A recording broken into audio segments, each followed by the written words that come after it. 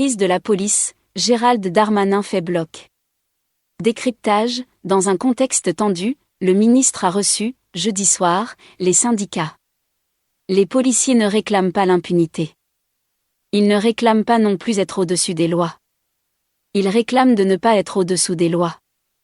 Gérald Darmanin a donné le ton dès son arrivée à Paris, ce jeudi, en sortant du commissariat du 19e arrondissement. Il a reçu, dans la foulée, les syndicats de police à Beauvau, qui en sont sortis, satisfaits. Tous avaient été conviés pour trouver une issue à la crise dans laquelle se trouve plongée l'institution depuis l'incarcération d'un policier de la BAC de Marseille, accusé, avec 3 de ses collègues, de violences illégitimes lors des émeutes de fin juin, début juillet. Le ministre a ajouté, « Les policiers ne peuvent pas être les seules personnes en France pour lesquelles la présomption d'innocence ne compte pas, pour qui les procès médiatiques l'emportent sur le procès juridique et pour qui elle est remplacée par la présomption de culpabilité. » Difficile d'être plus clair, il soutient sa police. En tant que ministre de l'Outre-mer, il se trouvait, au plus fort de la fronde policière, en périple gouvernemental en Océanie, avec le chef de l'État, rongeant son frein, loin de ses bases. Alors que son administration était en ébullition, des policiers par centaines, principalement dans le sud, se sont mis en arrêt maladie, alors que le droit de grève est interdit dans la police. D'autres, jusque dans le sein des seins de la préfecture de la police de Paris, se sont mis en service minimum.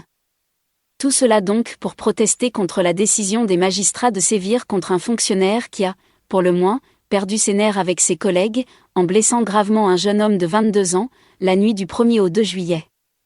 Qu'il y ait des poursuites, éventuellement des condamnations, c'est une chose, mais pourquoi garder en prison un agent qui présente des garanties de représentation ? Pourquoi lui interdire de voir sa famille ?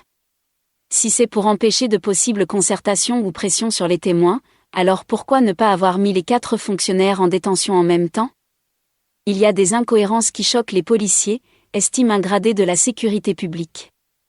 Un haut responsable d'un syndicat de commissaires de police explique, à sa façon, pourquoi cette fois la colère ne retombe pas dans les rangs. C'est bien simple, dit-il, après les émeutes, après la réponse courageuse des forces de l'ordre qui ont fait front, on aurait espéré que vienne le temps de la gratitude, des médailles, et c'est tout le contraire, puisque commence désormais le grand procès de la police.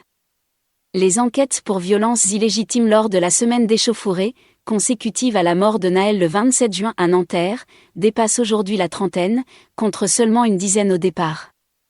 Gérald Darmanin a maintenant repris les rênes de Beauvau. L'heure est à l'action. Les syndicats de policiers, de leur côté, vont devoir faire œuvre d'imagination pour ne pas perdre la main, à l'heure des réseaux sociaux, où tout s'enflamme, où tout se vaut, où celui qui parle n'a bien souvent reçu aucun mandat de personne. À côté du représentant syndical s'érige ainsi une nouvelle race de contestataires, l'administrateur de pages de forums ou de groupes de messagerie cryptés. Celui du nouveau groupe de soutien aux policiers poursuivis à Marseille, baptisé « Solidarité Collègues », avec 1800 participants environ, appelle, avec les autres administrateurs qui l'assistent, à la modération. Il écrit « J'insiste sur le fait que le groupe n'appelle pas à des mouvements physiques et des revendications devant les bâtiments administratifs ou domiciles d'élus ou de magistrats.